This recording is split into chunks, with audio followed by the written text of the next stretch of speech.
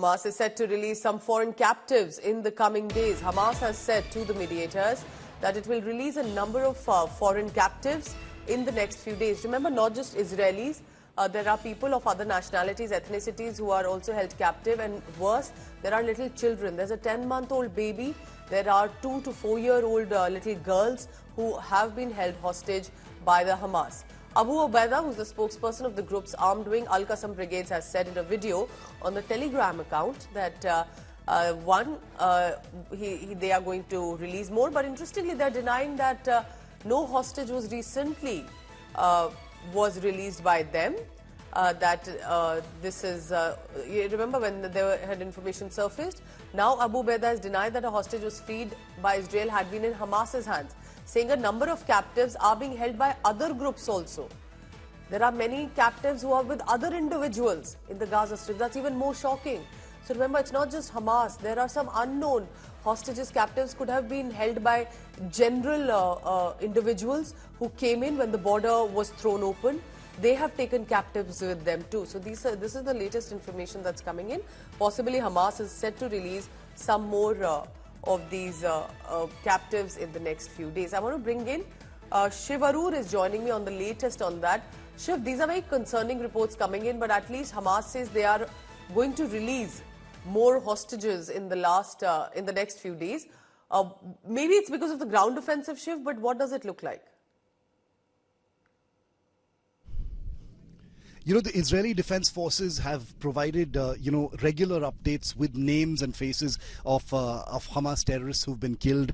The most recent one was a senior commander who was apparently directly in charge of what happened on October the 7th. The division that deals with drones and UAVs. He was in charge of that. He's apparently been killed in one particular airstrike. But, you know, the big elephant in the room continues to be the hostages. Over 220 hostages continue to be in captivity with the Hamas in this part of of this geography. The Gaza Strip is a large place.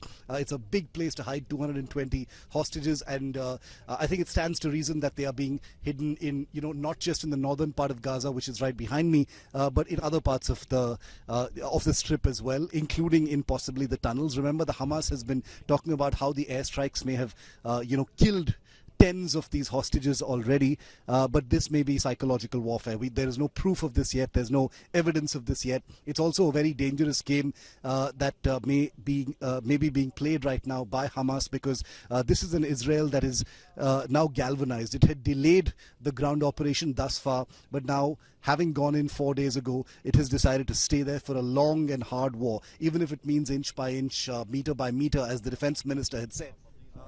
This is an Israel that has limitless resources, a lot of weapons, and the stamina perhaps to stay there for a long time, even in the absence of an exit strategy or an end game. Having said that, it remains to be seen how the Hamas is going to navigate, this new calculation by Israel. Israel has basically, which had thought that it wouldn't start a ground operation because of the hostages, has now started it. Is it going to scale it up? Not likely, but that doesn't mean, the damage to the Hamas isn't happening. How does that change the threat to the hostages who continue to be in Hamas captivity is not known. But with special forces rescuing one, IDF corporal, a young woman soldier from Hamas captivity yesterday, and she's been returned to her. Images going completely viral.